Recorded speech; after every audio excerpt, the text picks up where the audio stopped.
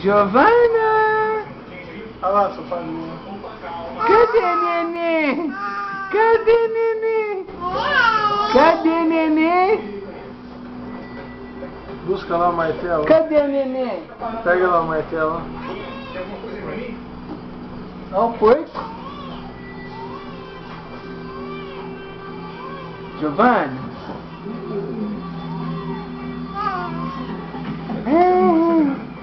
Cadê a neném? Ó, ela vai subir, ó. Ó, olha a menina custosa.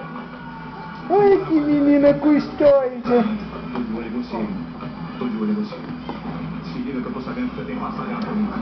Por isso, fica esperando. Giovana? Giovana? Cadê a menina? Pega lá o martelo. Não.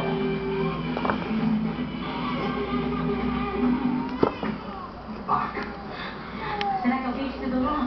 Olha que muito estranho virem aqui.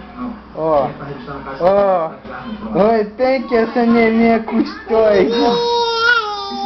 Ih, neném custosa essa. Atividade. Você sabe esquentar, precisa atirar, não sabe? Você está me ensinando, mas eu não gosto disso. Não é pra mim. Giovana, Pra saber. cadê a neném custosa? Cadê a neném custosa? Ó, oi, oi, oi, ABC. Passou já tá. Olha que neném, mãe custosa. O que você quer agora? O porco? Você quer subir lá em cima? Mentira. Mentira que você vai subir lá em cima. Algumas fotos no seu computador? Isso aqui Só agora. Será que a Ingrid retoca muitas fotos? Cadê? Jogou o porco lá embaixo, né? Sei lá, não tá acostumada a fotografar. Até pegar o martelo. Você quer o que? O martelo? Celulite. Você quer o martelo? Branca. Ah, não, Zagal. Isso é jeito de falar? A boneca. Vai ver que ela retocou. Cadê o martelo? Não vai dar nem pra reconhecer. Mas também, pensando Você vai bem, descer, Giovana? que ideia, tirar foto com a sogra. Ah, Onde quer que você vai? entendeu? Olha que mais neném custosa, Tem gente. limite nisso. Vai lá pegar o martelo.